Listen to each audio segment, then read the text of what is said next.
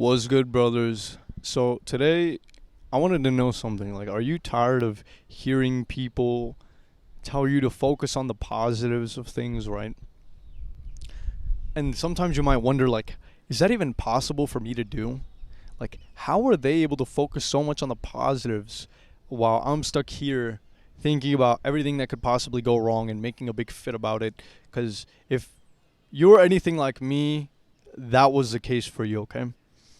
And today I want to kind of talk about like the not necessarily the grammar of that, but like the mindset behind that. And I think it's kind of hard to decipher sometimes. And here's why. So I'll kind of give you the mindset distinction that I want. So when people say focus on the positives, right?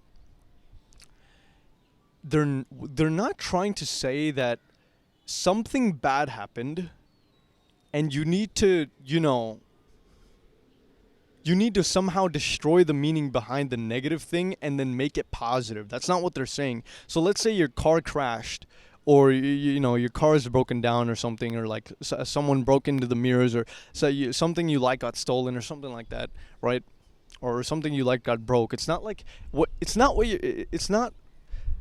that you're trying to destroy the meaning behind the negative, which would be like, oh, if your car crashed, then your car crashing means, that's a negative thing, so let's make that into a positive thing. It's actually positive, like it's somehow a positive thing, like, my car crashed, that means I could, like buy a new one or something. Like, you're not trying to destroy the meaning of the negative thing.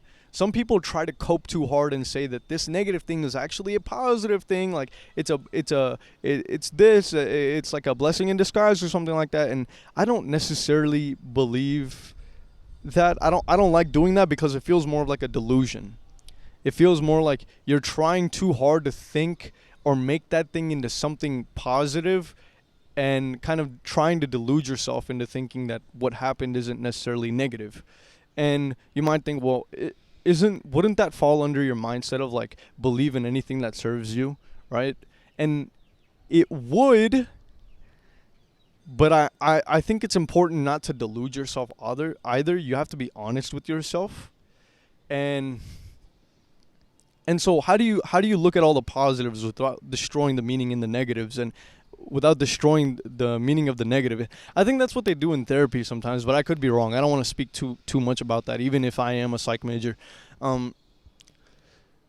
I think how you do that is you don't take away meaning from the negative. If some shit goes down, bro, things happen. Some things go down, some things go down. Like, I'll use like a chessboard example, right? Let's say you made the wrong move, right? Don't delude yourself into thinking it was a great move, right? You might do that just to have the poker face, right? Just to show them that everything's all right, and they might make a mistake so you could like come through clean, right? That's the part of playing the game, I guess. But if you make a bad move, right, don't delude yourself into thinking it wasn't a bad move, because the reason why you'll improve from that mistake in the future is because you'll know it was a bad move, and you won't delude yourself into thinking it was a good one. So the way you do that is like, okay, the negative thing happened, the bad thing happened. Now what's the most positive thing I can do here? And to think that is to also think that you can't expect to win either, because you made that bad decision, because you made that bad move. All you have to think, okay, I've already taken this poison. What is the best move from here? What can I do to actually continue to make a good move from here? Because chances are, let's say before you made that move you had a 100% chance of winning. Let's say now you have like a 50% chance of winning. It's like, well, you're not gonna tell yourself, it's okay, it's a good thing. No, because objectively it's like, no, you put yourself in a worse position. Like let's just be honest, because if you keep deluding yourself, then how are you supposed to learn and improve from that mistake? It's like, it's kind of like, I don't know, trying to, how do you think our species survived, right? We didn't go up to a tiger. We saw the first guy that got fucked up by a tiger, and we got away from a tiger or a lion. I don't care what we did. We're just like, oh, we're gonna learn from that guy's mistakes. We're not gonna. That happened to him. Okay, time to back the hell off. That's a negative. We're not gonna delude ourselves into thinking that's somehow positive.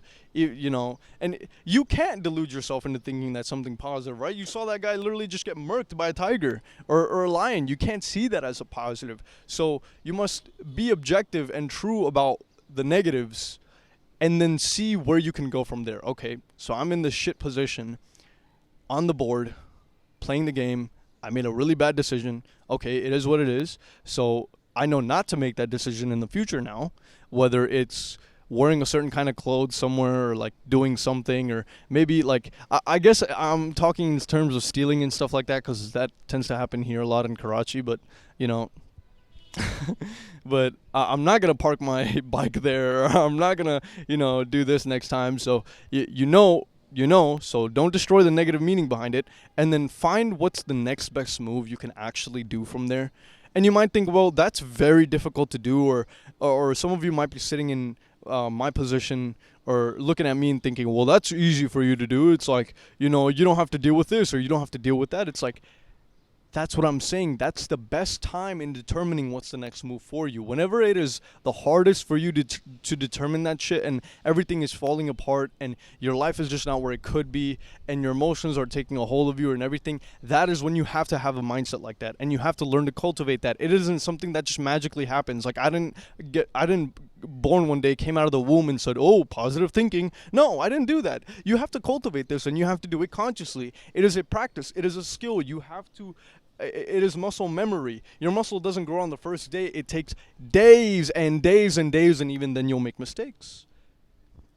So you have to train this thing like it's a muscle, and you have to practice, and you have to consciously practice. I'm tired of people talking about these things that they've become second habit for them. They've only done it because they've consciously made the decision to be mindful and make it a conscious habit.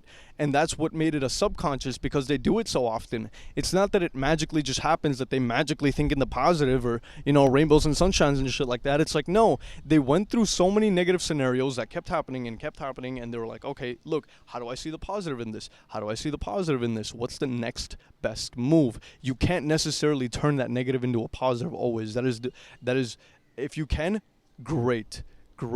But if you can't, do not expect to win. Do not expect to think that because you made that bad chessboard, that move on the chessboard, that you have this expectation of winning. Be objective about it. It's like, oh, that reduces my chances of winning by 50. Okay. And some of you are going to be like, oh, that doesn't happen in chess. I don't care. I don't care the practicality of it. I'm just telling you. I'm just giving you an example. So, again, negative thing happens. Sometimes you will be in control of it. Sometimes you won't be. If you are in control of it, see how you can learn from it. Okay. Now, what does it mean to focus on the positive? It means literally focus on the positive. It means, okay, what is the next best move after this negative thing has happened? And that doesn't mean taking the meaning away from the negative thing and deluding yourself into thinking that it's something positive. It means taking the next best step to make that a possible positive as much as you can make it, because you're in control of your actions, and that is one of the very few things you're actually in control of. And let's say you're not in control of it, then just there isn't much you can do about that. You need to learn to let go of that. So, but as much as you can, try to take extreme ownership of it, and you'll find that it just feels better to know that you take more control of your life, because then you could do something about it. And yeah, that way, over and time again, you could focus on the positives, and you could stop weeping about the negatives, because weeping about the negatives takes what? Time, right?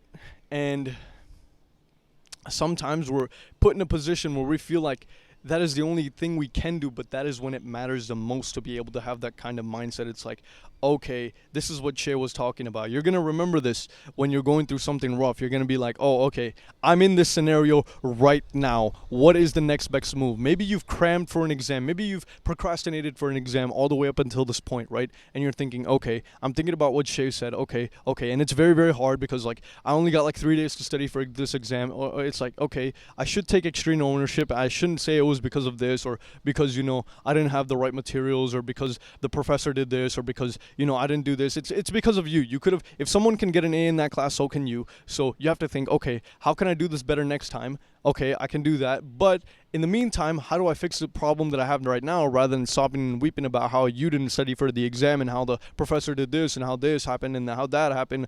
Of course, that plays a factor into it, but that doesn't do anything for you. That you don't have any control over that. So how do you make the scenario how do you make the next best move possible? Okay, study for maybe these main points that you've studied in the class, and maybe those are going to be the hard-hitting points on the exam. You don't know that, but that's the best you can do. And then segment it accordingly and do the best you can do. Because the more sobbing and weeping you do, now all you know is like another day's gone by, and now you have even less time, so now you're cramming even more. It's like, no, just you got to be able to structure it, give yourself the comfort of having that plan, because having a plan will give you some comfort of knowing that, like, as long as you do the plan, you should be good, right? And like, again, that's how you focus on the positives. You don't destroy the beating behind the negative. The negatives suck. The negative happened. The negative thing is the negative thing. It's like, damn, that shit sucks. But it is what it is. Focus on the positives. Focus on the positive. That's what it means. It means to make the next best decision. And I keep drilling it into your brain because I know younger me would need the same. So what's the next best move, bro? Tell me, what's the next best move? Whatever situation, whatever thing you're in right now, what's the next best move? You can sob about it for a little bit, but now you have to figure out what's the next best move. That's all I got for you, bro. Peace. Take it easy.